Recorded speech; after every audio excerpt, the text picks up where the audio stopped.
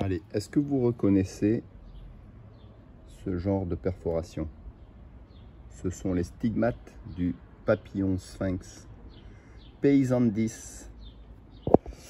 Et là, on a un palmier Busia yataï. Regardez, vous reconnaissez? Salut à tous et bienvenue dans mon fief girondin préféré.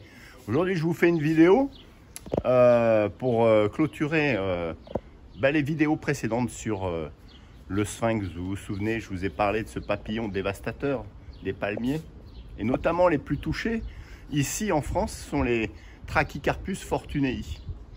Bon, on va pas faire de fortune sur ce genre de palmiers parce qu'ils sont en train d'être littéralement décimés de Gironde. Je vous ai montré un Busia yataï, donc je vous le remontre. C'est un joli palmier qui est beaucoup plus solide que le Trachycarpus. On va y aller. Et il me restait deux Trachycarpus, je vous en avais parlé dans les vidéos. Ça, ce sont des Busia yataï, on va y aller voir les Trachycarpus. Et malheureusement, si je vous fais cette vidéo, c'est que mes deux Trachycarpus viennent de passer de l'autre côté de la barrière. C'est-à-dire qu'ils sont complètement dévastés, ils sont HS, ils sont morts. Je vais vous les montrer, la feuille du milieu là, celle qui pousse comme ça, elle est morte. Ça veut dire quoi? Ça veut dire qu'ils se sont fait dévorer de l'intérieur par les larves. Et puis comme vous le savez, j'ai un petit malin plaisir à dépioter ce genre de palmier pour aller le sonder et récupérer les larves pour les donner aux poules. Alors j'ai oublié d'essayer de me les cuisiner, bien sûr, parce que j'ai pas la recette, et puis comme ils sont bourrés de sciure, je vous raconte pas comment c'est compliqué. Par contre, je vais vous montrer, on va les dépioter, et je vais aller chercher ces larves qui m'ont bousillé encore mes deux Trachycarpus. C'est fini, j'en ai plus des Trachycarpus, j'en aurai plus jamais d'ailleurs. Et ce papillon, écoutez, pour l'instant, il laisse en paix les Busia yataï. Mais pour combien de temps? Et je me demande même s'il va falloir que je les traite quand même, parce que ceux-là, j'ai vraiment envie de les garder en... Alors attendez, c'est toujours le problème de la mise au point là-dessus. Voilà. Là, il y a quelques stigmates, là, quelques lacérations, mais il n'y en a pas partout. Donc vous voyez, soit c'est le traitement, vous vous souvenez du traitement à base de nématodes. Là, quelques traces quand même sur celle-là, vous voyez. Et l'important, c'est toujours de regarder la principale ici, la toute nouvelle. Donc sur les dernières, décidément c'est compliqué. Quand on est à contre-jour, on va se tourner là, voilà. Là, hop, il y a un stigmate ici. Ah, c'est compliqué, voilà. Après sur les autres, vous voyez, c'est une belle fleur en préparation. Toujours des difficultés à faire la mise au point. Là, c'est une petite récente aussi, il y a quelques stigmates. Mais dans l'ensemble, si vous voulez, ils sont assez épargnés. Alors vous vous souvenez, le traitement aux nématodes marchera tant bien que mal, bien sûr, parce qu'il faut le renouveler chaque année. Et on est en pleine période justement de reproduction du Paysandis. Je crois que c'est Paysandis, ce papillon sphinx que je vous avais déjà montré et dont je vous avais déjà parlé. Alors on va aller voir de l'autre côté, vous voyez, de l'autre côté de cette piscine, on va aller voir là-bas le dernier, qui était le dernier survivant, mais qui a passé l'âme. Et puis on va le voir du côté de la route, j'en avais un autre, je vous l'avais aussi montré. Et on va se les dépioter. Allez, on est parti, je vais me faire filmer par Maxou. Allez, à tout de suite. Allez, me voilà côté route de la maison. Voilà, dans ce petit jardin. Et on avait mis un Trachycarpus fortunei.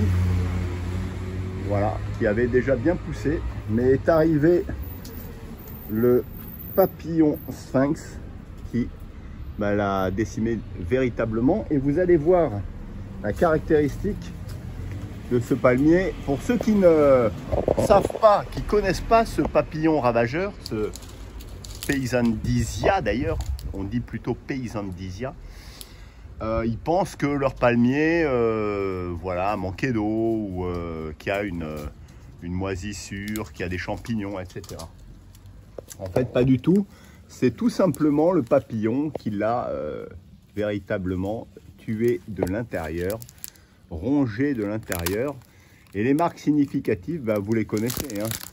Donc ce sont toutes ces lacérations. Et puis alors, surtout après, si vous voulez, la facilité quand on dépiote en fait. Donc vous voyez la centrale ici, c'est la petite dernière, elle est là. Et la centrale, la dernière née, vous voyez, elle est complètement pourrie. Donc tout ça là, ça a été mangé, c'est creux. Bon, voilà. Alors vous avez beau avoir du verre ici, mais je peux vous dire que c'est fini. Il est cuit. Regardez, regardez celle-là. Là. Voilà. Celle-là, c'est celle du milieu. On voit, il y a les cloportes dedans aussi. Bon, et hop, elle s'arrache. Vous voyez ça? Voilà, on voit mieux. Donc c'était celle du milieu. Et regardez, les autres poussent. Celles-là sont encore vertes. Vous voyez, regardez la caractéristique. Encore vertes, mais plus pour longtemps. Peut-être qu'elles ont été moins vite mangées, ravagées. Là, vous voyez la caractéristique, c'est quand même cet énorme trou qui est significatif de la présence de larves. Et alors, cette petite pousse là qui vient d'apparaître, hop, que vous retirez tout simplement facilement en tirant dessus. Bon, je vais me dépioter ça. Vous voyez, c'est un palmier chanvre. On appelle ça aussi palmier chanvre. D'ailleurs, ce qui est très bien, c'est qu'avec sa chevelure, là, on peut faire les fonds de pot pour mettre des plantes. Voilà. Donc, moi, je vais tout dépioter, et puis on va voir ce qu'il y a à l'intérieur. Allez, on est parti, il y a du boulot, là. Est-ce que ça... Alors, vous voyez celui de l'autre côté de la piscine, territoire des chiens pour leurs besoins. Je vais vous montrer, regardez la tête qu'il a. Regardez, depuis la dernière fois, je vous l'avais montré, et il n'est pas très glorieux. C'est même la fin de sa gloire. Et là, bah là c'est radical. Hein. Je vais vous montrer, hein, c'est très simple. Voilà, c'est radical. J'avais mis un peu de cendre là. Regardez, il se dépiote tout seul, le truc. Regardez. Regardez la tête qu'il a. Il fait pitié même. Regardez ça. Regardez ça. Et là, c'est... Regardez. Complètement mangé. Ici, regardez. Complètement mangé. Ça tient plus. Voilà. Il faut le... Comme on dit, il faut le décaloter. Alors, regardez. Ça tombe tout seul. Qu'est-ce qu'on va découvrir? Alors là, c'est moi qui filme, parce que Maxou, il ne filme pas encore. Mais vous voyez là, tout ça, vous allez voir la charpie. Regardez, regardez là, complètement mangé. Regardez ce bout de feuille. Voilà, regardez, vous voyez la sueur là? C'est quand les larves, elles grignotent. Regardez ce qu'elles font. De la sueur, de la bourre. Bon, allez, je dépiote tout ça. Ah, une catastrophe, regardez. Tout est mangé, on voit quoi? Qu'est-ce qu'on découvre, mesdames, messieurs? On est au mois de juin. On est au mois de juin. Demain, le 12 juin. Regardez l'antre de nos larves Paysandisia. Sphinx. Regardez-la moi à l'œuvre, en plein travail. Elle est pas belle? Regardez-moi ça comme c'est joli. Ouais, j'ai un peu d'humour parce que ça me saoule. Et elle a bien fait sa galerie là. S'il y avait qu'elle d'ailleurs. J'aurais bien collé des nématodes sur la tronche, mais les poules vont s'en occuper. Voilà, on va dépioter tout ça, on va faire la comptabilité. Vous avez vu, les larves apparaissent tout de suite. Hein, elles sont peu profondes. Elles vont aller jusqu'à 40 cm vers ben voilà, du cœur, dans le cœur du palmier. Hein. Vous avez vu donc les cavités qu'elles créent, qu'elles font en grignotant. Voilà, en grignotant ben, les branches. Regardez, la sève ne peut plus passer après. ça ne peut plus alimenter forcément le palmier et il en meurt. Donc on va dépioter, on va la sortir, elle, la miss larve qui est là. Juste là, oui, t'inquiète pas, va. Je vais te sortir, va. On te voit bien là dans la cavité. On va couper tout ça, on va l'extraire. Allez. Alors j'ai enlevé les palmes. Là, et puis je vous montre un peu l'intérieur du cœur de palmier. À l'intérieur, vous avez donc la larve qui est ici, vous voyez, qui niche entre les palmes en fait. Elle est particulièrement grosse celle-là. Donc là, elle a creusé. Hein. On peut la découvrir rapidement ici. Regardez, elle est énorme. Regardez, énorme. Énorme. Et vous voyez, elle rejette, c'est de la bourre, ça. Voilà ce qu'elle rejette après, les déchets. Donc là, on la découvre. Et puis, il ne va pas y en avoir qu'une, hein, je peux vous dire. Je pense pas. Hein. Là, elle sait qu'elle est découverte. Donc, elle ne va pas fuir très loin. Donc en fait, moi je vais dépioter, je vais essayer de dépioter au moins jusque là, 40 cm. Et puis j'ai pris un pot, voilà, on la découvre énorme. Regardez ça. Elle termine le travail, elle. Je vais l'extraire. Ça vaut vraiment le coup, vous inquiétez pas, vous risquez rien, hein. Ça mord pas ça. Hein. Regardez, voilà la bébelle. Voilà la belle bestiole. Regardez cette tranchée qu'elle fait. Regardez ça. Elle travaille. Hein. Là, on la voit bien. À l'intérieur, là, des palmes. Elle creuse, elle creuse. Et ça vient d'Amérique du Sud. Regardez-moi comment elle est belle. Regardez-moi ça. Regardez ça. C'est énorme. Énorme. C'est beau, hein? C'est beau entre guillemets, quoi. Ça peut être dégueulasse, hein, pour certains. Bon. Y en a qui m'ont dit, mais t'es complètement maboule de vouloir les manger. Alors, non. Pas comme ça, c'est bourré de sûr, c'est dégueulasse.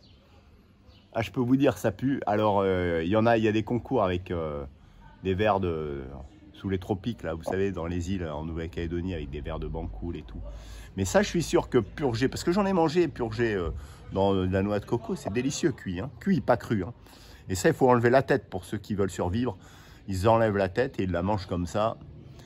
Je pense que c'est dégueulasse, c'est comestible peut-être, mais en tout cas, je peux vous dire que les poules vont adorer.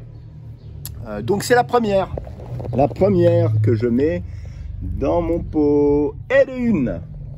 Allez, on va dépioter encore et on va comptabiliser sur ce palmier. Je pense qu'on va finir demain parce que là, il est quand même 20 h et des brouettes. Donc, voilà. Allons-y. J'ai hâte de découvrir tout ce qu'il y a là-dedans. Alors là, j'ai enlevé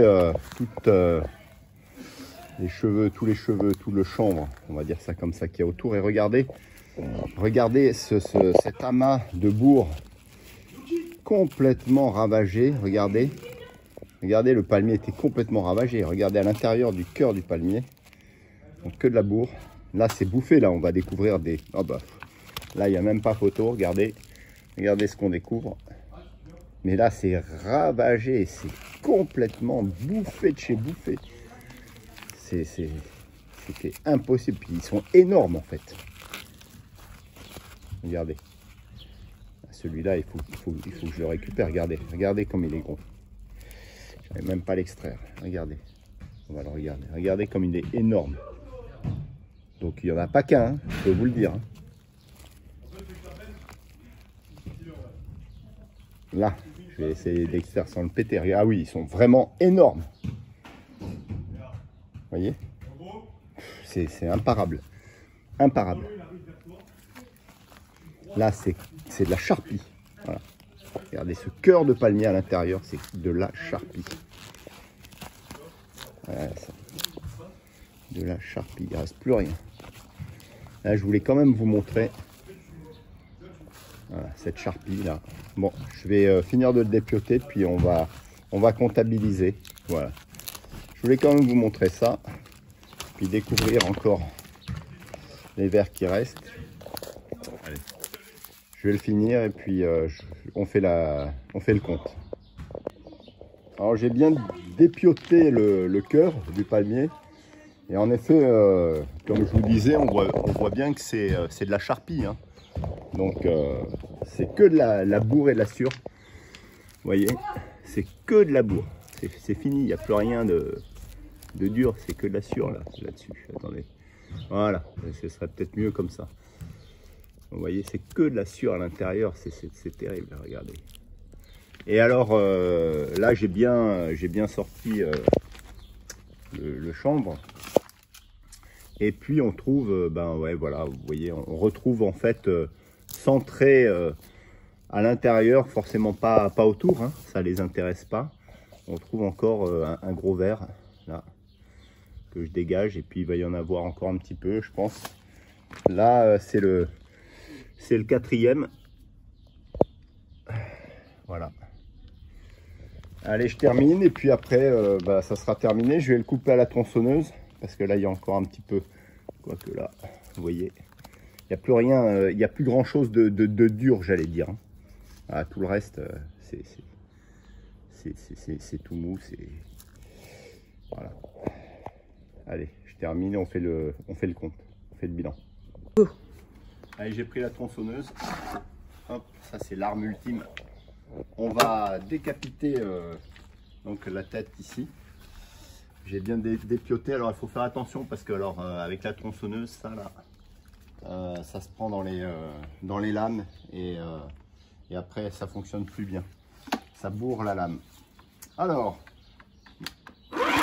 voilà, je vais couper ça ici. On va pouvoir voir si les vers sont allés en dessous de cette limite. Moi je pense pas, je pense qu'ils sont localisés ici. Hein. On a dégagé 4 larves. Allez, c'est parti, je coupe.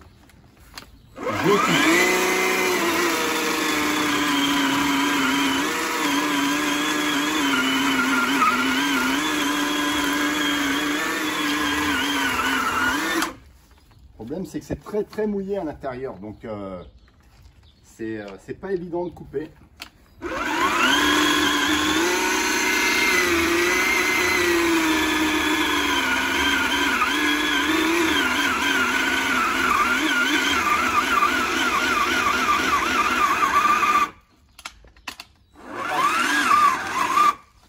Assez chargé. Et voilà. Très humide, donc forcément ça coupe mal. On se met en sécurité.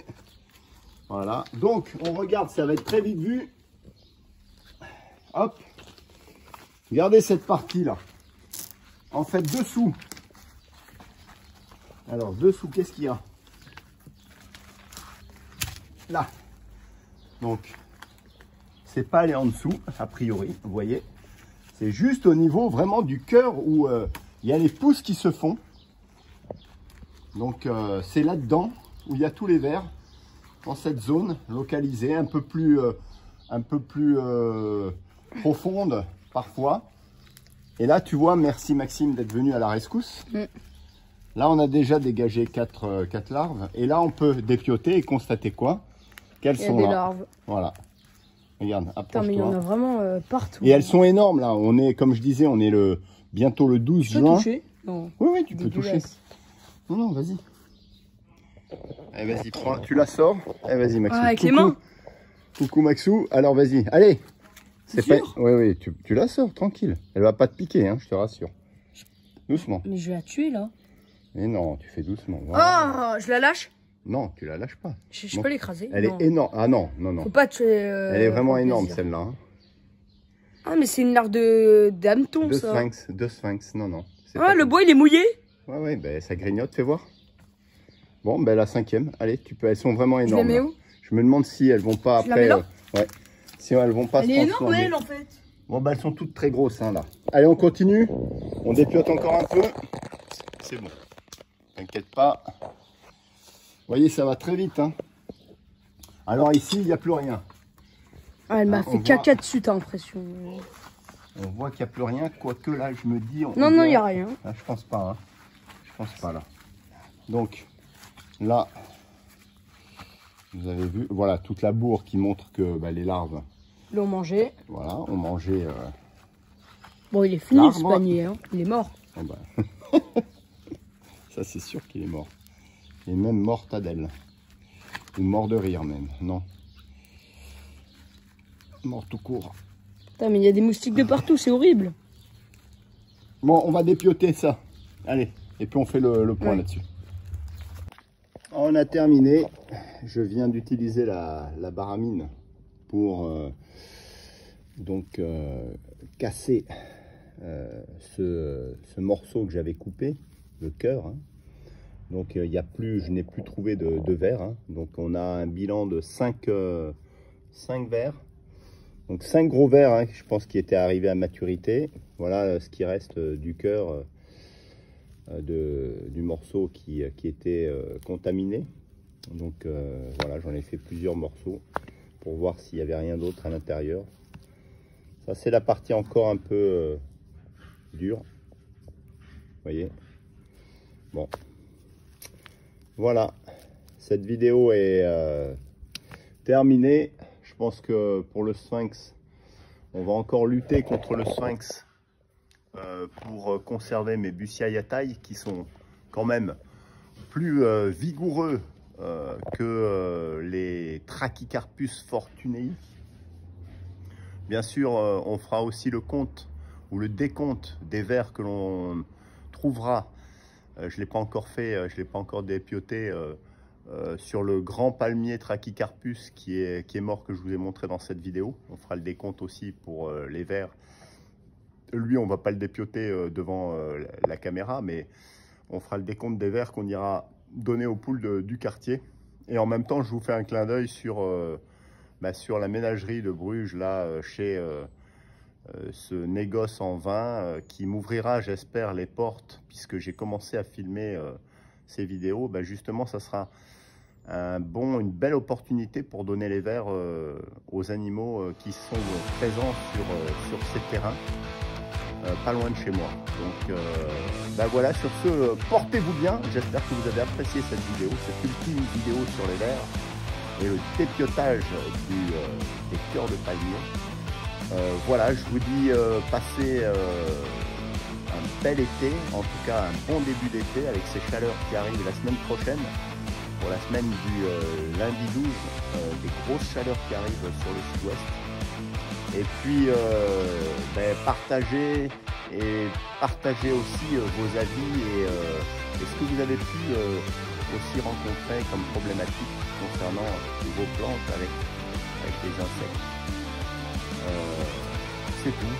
Écoutez, moi je vous remercie. Et puis on va finir sur l'apparition de Nuki. Sur ce, mesdames, messieurs, portez-vous bien. Et je vous dis à la prochaine pour de nouvelles aventures. Ciao, ciao.